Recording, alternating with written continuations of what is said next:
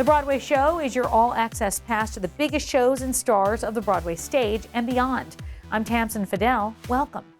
When it comes to A-list star power, Broadway shows don't get any bigger than this. Denzel Washington and Jake Gyllenhaal leading the revival of Othello this spring. Let's send it out to Paul Wontorek. Back on the boards, together this time. How does it feel to be like in the thick of it? Weird right now being here because we should be in rehearsal. Taking up our rehearsal time. Yeah, taking up our rehearsal like, time. Get me back in the room. Yeah, exactly. A lot, we're having fun in the room. Kenny's breaking us down now. He's not accepting less than the truth. I mean, Othello and Iago, this is like a classic pair up, right? Hopefully. Yeah, and what Kenny's doing, he keeps calling it the near future. Okay. So it's cell phones, watches, and not in a gimmicky way. Yeah. I have a line about I do acknowledge with a natural and prompt alacrity for hardness, and whatever it is, he talks about his thrice-driven bed of down, which is war. So it's like Desert Storm, and so all the research we find online is about those wars and what it does to us, and PTSD seizures and PTSD period. And so it's in your face. Is now. We don't get to hide behind sandals and flowery language. We're in each other's face, and we love it. When you get the call about something like this, how did this actually come together? We were doing Gladiator, and the old actors were sitting up in the stands watching the young kid run around, jump around, kill stuff. And we were talking about play, a lot of Brits, and they were talking about what they were doing, RSC, this, that, and somehow we got around to Shakespeare and got around to Othello, and I was like, oh no, I'm too old for that. And they're like, no, you're absolutely not. You should play it. Now's the time to play it. I'm like, really? You think so? He's like, yes. And I guess I called Kenny. And I don't know how much longer than that, but then they called me, and I had not done Shakespeare professionally. Yeah, just at home? Just at home, just generally nightly, which was interesting. I've been playing, I had lines memorized since I was 6 for Iago, so it works out really well. I obviously knew Othello as a play, but was not well versed in it. And I read it and went, I don't know if I can do it. But I'm not gonna do it. But the idea of being able to work with Denzel on anything, let alone this, where the choices are endless, they're infinite. We were likening it to like every soliloquy, every exchange is like a slalom, and you're hoping to get it, get through at least 6 of the 12 flags, and do it to triumph, So to me, it was just like, work for a year, man. Get your knowledge under your belt of Shakespeare. You can bring the other tools of the other stuff. That's there, and that's kind of how it's gone. You've both taken incredible risks in your careers, and I love seeing what you choose to do, and especially your stage work. Sondheim and Seymour and Little Shop of Horrors and One Man Show, basically, and your roles, I mean, are. Wait, oh, okay. So you sounded like you haven't been on stage. No. So when did you do that? Which one was it? Seymour? I did Seymour many years ago, but I did. It's interesting because, Iago has a lot of soliloquies in the show, and I did do this show called Seawall Life, which was an hour-long monologue. Now, because of the year with that piece, being alone on a stage with an audience, now these soliloquies come, and I realize, now I know why I did that show. Was to be able to then come to be able to do this. What are you most looking forward to the run, actually getting into the rhythm of 8 shows a week and getting on stage every night and doing those scenes? And what do you most look forward to? We'll wrap this up at the beginning of June, and I hope, we will hope only discover just a little bit of what it can offer, But every single night, pretty much, digging into this material. Even when you're tired at some point, or the enthusiasm of an audience. To me, the fact that people seem excited about this show, to be able to come out every night to an audience that will be excited, absolutely, is a feeling that is unmatched in any form of what we do. Oscar winner George Clooney making his Broadway debut this spring in Good Night and Good Luck. It's a stage adaptation of the film of the same name, but this time Clooney's playing Edward R. Murrow. It's our very subtle billboard out in front of the Winter Garden Theater. Listen, we're very excited to be doing this play. We're excited to be here. And the fun part about this is we get to do a play about a subject matter that's very close to our hearts, which is about everything that you guys all do, which is telling the truth and holding truth to power. And so it's a play we're very excited to do. It's not a civics lesson, it's an entertainment, and we're We're very excited to start. We've already started rehearsal, and I'm older by 40 years than everybody else in the play. Tony winner Idina Menzel back on Broadway in the new musical Redwood. It's a brand new title with a brand new score.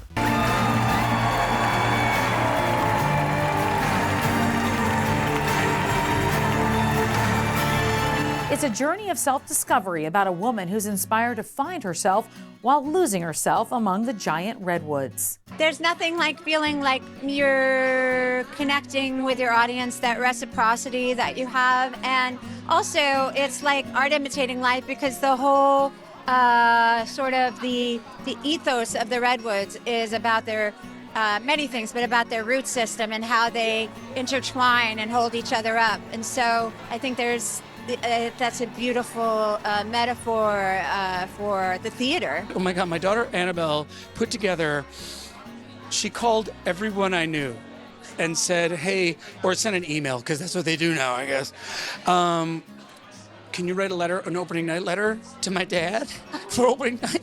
And my roommate from college, I got Fred Foster, who played my dad in this non-equity bus and truck tour of Ken Hill's Phantom of the Opera, Proof You Can Kill What's Already Dead tour. And just Nick Jones, all these people sent me these wonderful, the mayor of my town in Canandaigua sent me all these letters of congratulations, and I was there weeping 5 minutes before, places. I'm weeping in my dressing room. Of course, cursing my daughter for doing this to me, but it was just so special. The dream as a writer is always to have people resonate in some way with what you're doing, and you kind of never know, and so you just sit in the audience with people, and when you see that, it means the world. I think you're getting into an adventure for sure, and like really transportive experience. And I think, you follow Idina's character, Jessie. She's working through something, but in the end, I think you kind of learn about the healing power of nature and its resilience, and she finds that in herself, and it's really emotional, but very uplifting at the same time. It's unlike anything else on Broadway. It's an original story. It has a visually immersive, unique world that will transport them, and they will experience not only fantastic performances from our whole ensemble, but a real tour de force from Idina Menzel. Up close and personal, no one like her. F. Scott Fitzgerald's classic, The Great Gatsby, was released 100 years ago, but the jazz age is still alive and well on Broadway. Now there's a new J. Gatsby in town. I caught up with Ryan McCartan at the Skylark.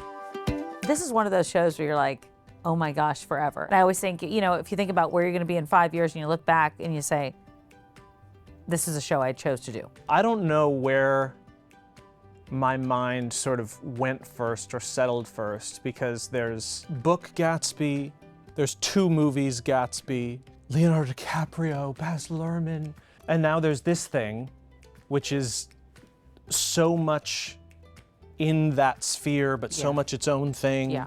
And it's so Broadway. Yeah, just the scale of it, the history of it, the literature of it. There's so much about Gatsby that is just so grand and opulent and mysterious and terrifying. And this was not on my dance card. I didn't think this was gonna happen to me. Why? I started in this business when I was 7, and I am 31 now, and I am so used to being the youngest in the room, because for 18 years I was always the kid in the cast. Yeah. Gatsby is so adult. Yeah, he's a grown-up. And I'm like, I'm not a grown-up. I'm a kid from Minnesota. So they're gonna go for someone sophisticated and complicated, not me. Yeah. And then I get the call and I'm like, this is a mistake. This is a mistake. Me? We're talking about Gatsby, right? There was a big piece of me that didn't think I could do it, Gatsby. Why? I never studied this. The way that I learned how to do this was by doing it. Well, I learned how to sing by listening to other people sing. And that kind of caught up with me, where suddenly I was like, oh, I don't know what my voice is. My voice is this amalgamation of all of these impressions I've been doing. Right. But I don't know what my voice is. I have so much respect for Jeremy Jordan. I've been listening to Jeremy Jordan forever. But again, my first instinct is to be a parrot. What I was really left choosing between was something that I could fake it through, or something that I had to do wholly, completely, and intrinsically as myself. Vulnerable. Vulnerable. Bare. Horrified. And I chose the thing that terrified me. My green light. Let's talk about your beautiful Daisy. That was such a wonderful surprise. You know, you don't know when you're swinging into a show like this, Yeah, sort of of what course. you're swinging into. There's something really nice about us starting around the same time, being able to sort of be the new kids together. Yeah. So it's not as scary. She's a lovely person. She's a incredibly gifted vocalist, performer, thoughtful. She's the whole package. Smart, funny, brilliant, nice, normal. You know, like It's perfect. It's perfect, and I think she brings a really valuable energy to the building.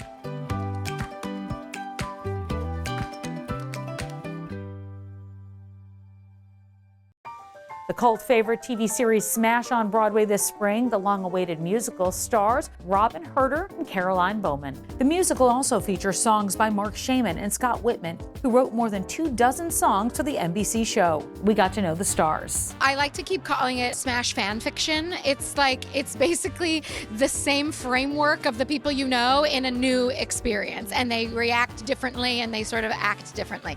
So it's basically the same framework of Bombshell. It's creating a show within a show of the smash writers creating Bombshell and the hijinks that come with that, but this time it's really a comedy. It's an all-out sort of farce-edged comedy written by the best comedy writers we have in the biz right now, and really showcasing sort of the real theater feeling of how things can kind of go off the rails. Smash the musical it's like a heist movie.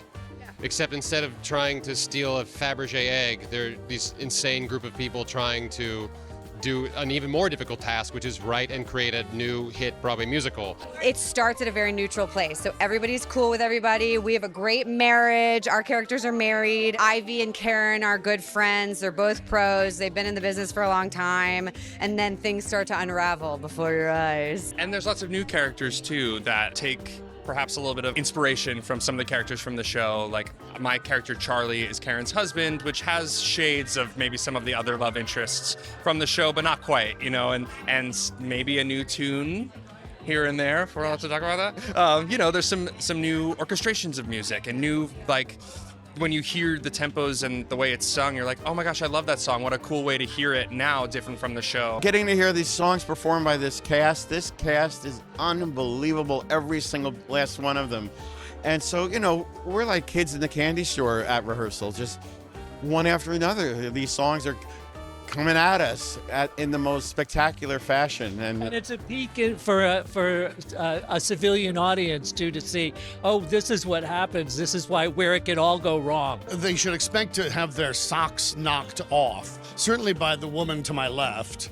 It's an astonishing achievement what this one is doing. It's thrilling to be a part of something with everybody so on their game, and this is going to be a lot of fun, this show. It's a comedy. Like you're gonna laugh, and if you don't laugh, there's probably something wrong with your soul. But it's just it's a departure from the show in a positive way. I mean, the show was more of a drama on TV. This one, we're just bringing just absolute hilarity. A new revival of David Mamet's Glengarry Glen Ross opens on Broadway this spring, and the cast is lights out. Kieran Culkin, Bob Odenkirk, Bill Burr, and more. I'm inspired by the movie. I'm not watching it. I won't be watching it at all, of course, during all this, but I guess I could sit around and be intimidated by it, but I'm thrilled at the wonderful performances in that film, and I think we can't help but be our own version, and we're finding it now in rehearsal. I'm in a fortunate enough position to not have seen the movie, so I have no frame of reference, so this is all brand new to me. So as far as I'm concerned, this is Shelley, this is Moss, that's it. It really is about the chemistry, the different personalities, and like right now, for me, the gentlemen playing the lead roles in this show are completely different than the people that have played it before. I like to think about the people who haven't seen it. I like to think about the people who will come into our theater, and this is the first time they've seen Glengarry Glen Ross. It's the first, they have no other, we are the people, you know, and I think it would just be a disservice to anyone and everyone to try to be whatever was done before.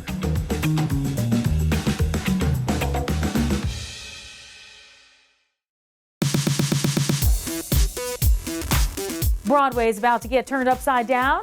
A Stranger Things prequel is on Broadway this spring. It takes place 24 years before the start of the smash Netflix hit. You don't have to watch any of the show. If you've never gotten a chance to watch it before due to its length and breadth, whatever it is, all good. Yes, or if you're scared, that's okay. This show is a prequel, so it's the origin story. You need to know nothing to sit there and enjoy this. Every single day we get new pages because they're editing season 5 and they need to make sure that we're supporting it, and you can't see season 5 without seeing the show. It's just sort of the fact of the matter. If you want to enjoy yourself fully, it's time. Get out to the theater. I've been on the show for like almost 10 years, so I was writing season 5 at the same time I was writing the play. So I was writing the future of the season of the series of Stranger Things while also writing the origin story, while also trying to keep track of the characters as they are currently, and make it all fit. You know, it was like this mad jigsaw puzzle of dialogue between all these different time periods. When I put on, the Henry Creel costumes, it's like you're putting on Jamie Campbell Bower's laundry. You can't help but feel like you're getting into the character. And of course, sitting with Henry Creel the past year has really, really helped influence my performance this year.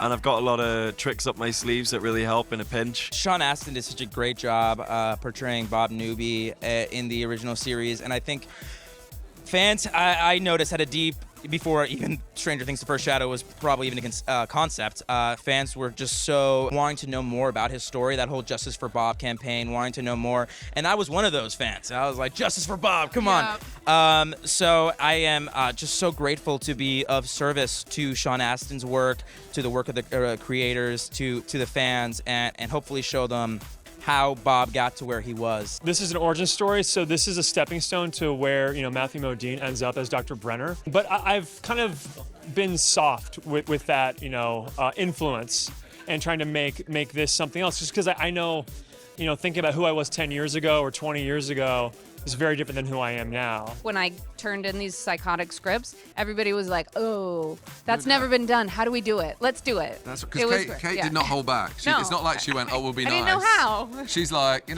there's a car and there's an explosion and then they're underwater, and it was like sort of, and then we found a way collectively to, there are certain things we couldn't do, but we found a way to do the majority of what I think we were able to execute the core of every concept. Front row, you're going to have an immersive experience. Baby, you are going to be in Hawkins. There's a bit of a splash zone. Down. I'll warn you now. There might be a bit. Am I allowed to say that? There's a bit of a splash zone. Yeah, there is a splash zone for Check sure. In my ear, red dot. There's a splash zone. But me personally, when I go to see Broadway shows, I like to sit further back. I'm very much a last row girly. I like to see everything.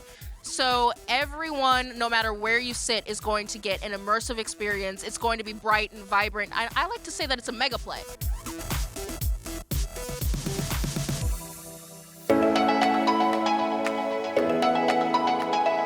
This Black History Month, we're celebrating Broadway's most influential Black artists. This week, our spotlight shines on playwright Brandon Jacobs Jenkins, a writer whose bold storytelling and sharp social commentary have made a lasting impact on American theater.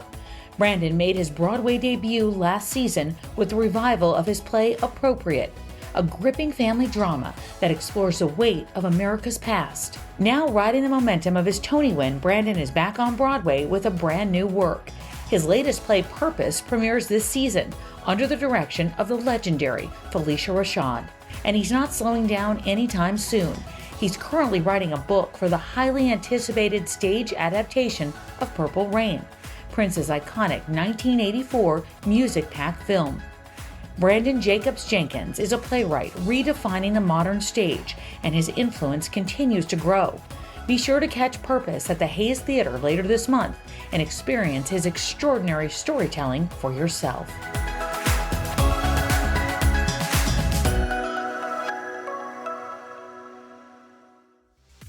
That's going to do it for us, but for tickets or if you want to check out extended cuts of all these interviews, head over to Broadway.com. I'm Tamsen Fadal, and this is The Broadway Show.